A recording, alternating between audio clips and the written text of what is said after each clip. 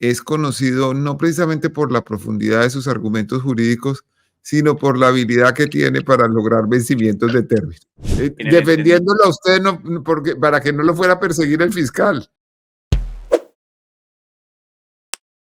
En directo con Coronel. Doctor del Río, usted expuso esto de manera completa, documentada jurídicamente.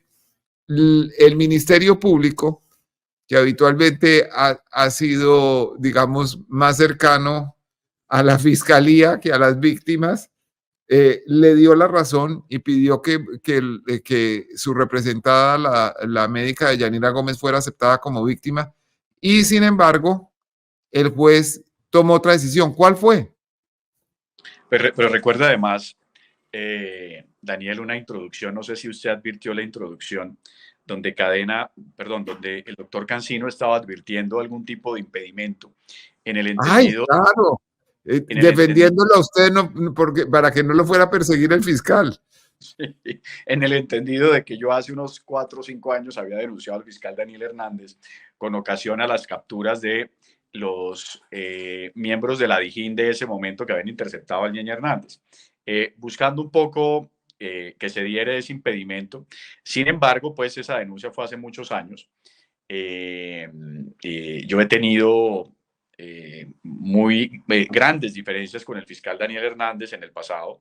En ese momento, en algunos procesos, estamos trabajando, yo como representante de víctimas, él como fiscal del caso. Recordemos adicionalmente a este caso, Daniel, el proceso de Aida Merlano, donde somos víctimas, y el fiscal Daniel Hernández está llamando imputación y medida de aseguramiento a Julio Gerlain y a los abogados Diego Muñetón y Antonio de Jones. Usted también ha estado también muy pendiente de las noticias. Entonces, pues eso no tenía posibilidad de prosperar. Entre otras cosas, el que tenía que declararse impedido era el fiscal Daniel Hernández. De lo contrario, pues no podía entonces un tercero establecer esas particularidades.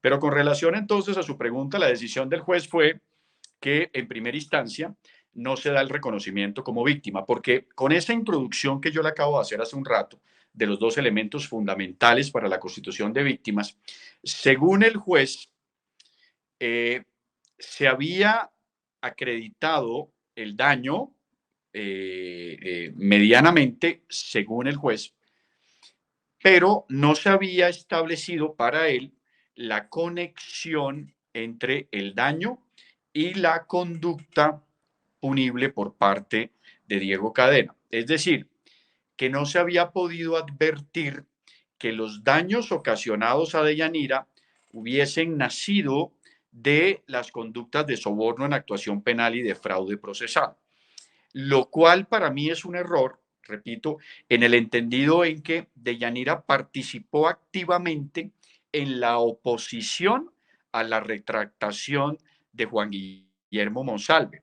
Dice el juez que Deyanira entonces es una testigo y no una víctima.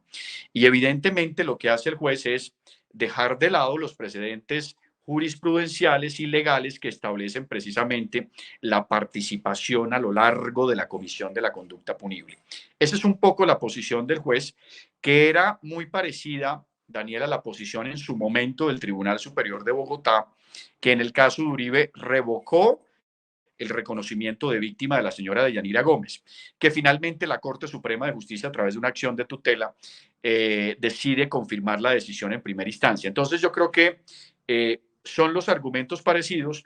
Acudimos a la vía del recurso de apelación. Usted lo ha dicho, es muy raro que la Procuraduría en este tipo de procesos acompañe a la representación de víctimas. Hoy lo hizo.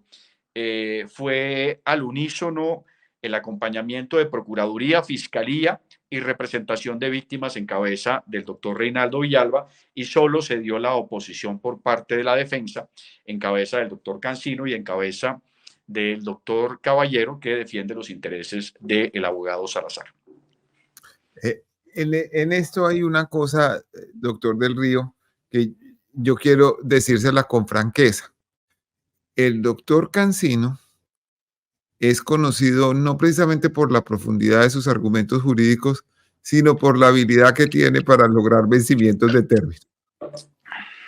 Todas estas presentaciones apelaciones, elevar al tribunal, o como que dice, luego tutela, van consumiendo tiempo y puede llegar un momento en el que Cadena salga con la llave que tiene Cancino para muchos de sus casos, que es el vencimiento de términos por vía de la prescripción de la acción penal. ¿Usted no cree que su empeño legítimo en lograr la representación de víctima, en lograr el reconocimiento de víctima de Deyanira Gómez, termine facilitándole esta puerta celestial al llamado abogánster para que se escape por prescripción de la acción penal? Mire, yo tengo una posición sobre eso, Daniel. La primera es la explicación de muchos me preguntan por qué razón, si ya Deyanira Gómez ha sido reconocida como víctima en el proceso madre, digamos el proceso madre, la investigación en contra del señor Álvaro Uribe Vélez, ¿por qué la necesidad de acudir entonces a este proceso relacionado con el abogado Diego Cadena? Y es una razón relacionada con una ambición de Deyanira Gómez que es que nace de la desconfianza que tiene Deyanira Gómez en la Fiscalía General de la Nación, Daniel. Porque es que además, dentro de este proceso de Diego Cadena, una de las testigos más importantes en este expediente es Deyanira Gómez. Y Deyanira Gómez no confía en la Fiscalía General de la Nación por evidentes razones. Recordemos que en el proceso de Álvaro Uribe Vélez, el fiscal Gabriel Jaime le compulsó copias precisamente por haber manipulado o haber editado el reloj con que se grabó o con que grabó Juan Guillermo Monsalve a Enrique Pardo Hatch y al propio Diego Cadena. Entonces ella tiene una desconfianza muy profunda en la Fiscalía. Esta solicitud de reconocimiento de víctimas para ella es importante desde el punto de vista del apoyo que la Fiscalía pueda darle en este reconocimiento. Por eso acudimos a esta vía. Yo tengo esos tiempos muy precisos en mi cabeza, Daniel, que evidentemente más allá de eso existen una suerte de situaciones que pueden extender el proceso en el tiempo, pero yo pienso que dada la Que le duele el trascendencia, estomaguito al doctor Cadena otra vez, las cosas que pasan en el mundo del doctor Cancino. todas las dinámicas procedimentales que se puedan dar.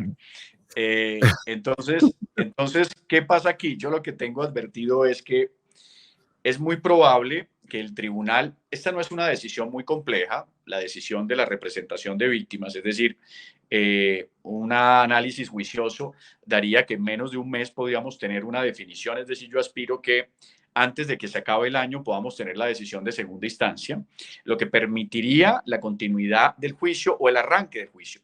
Recuerde, Daniel, que ya hay unas fechas en diciembre establecidas Sí.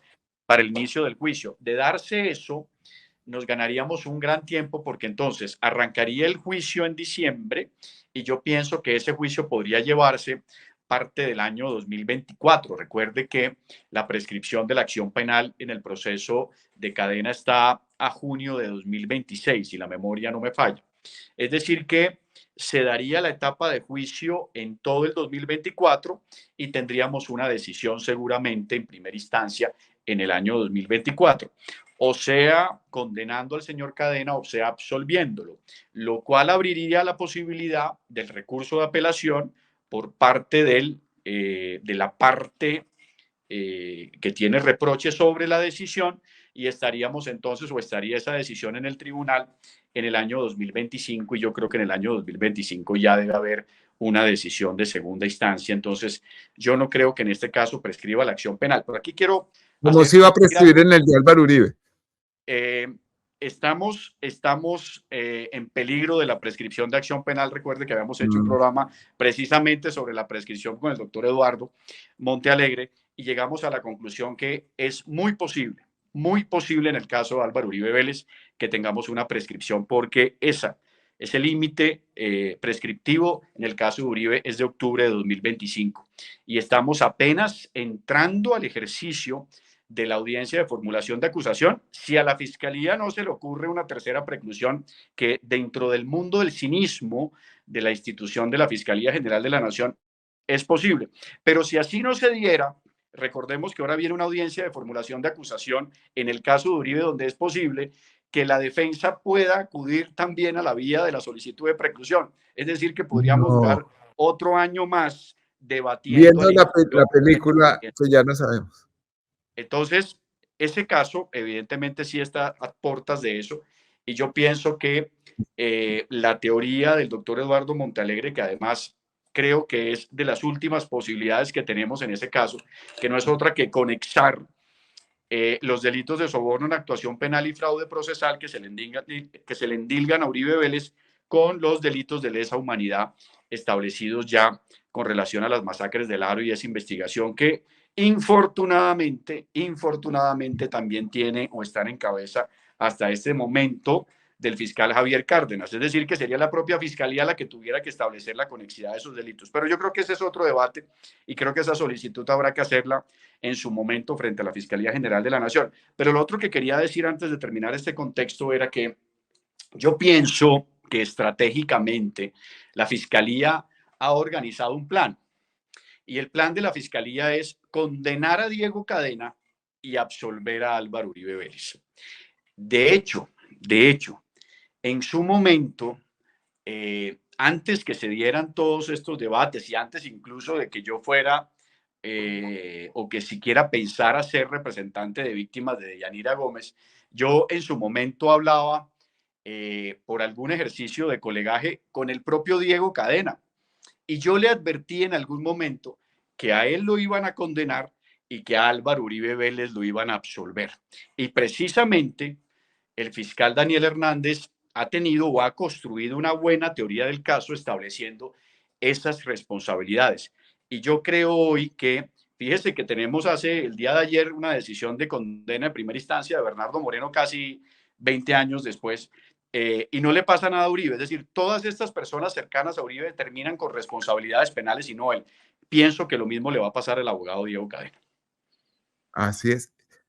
Doctor Del Río, usted sabe que tenemos muchas personas que están interesadas en preguntarle, en saber más acerca del caso, en entender todos estos pormenores jurídicos que constituyen este caso que hemos seguido por tanto tiempo y que siempre arroja elementos interesantes.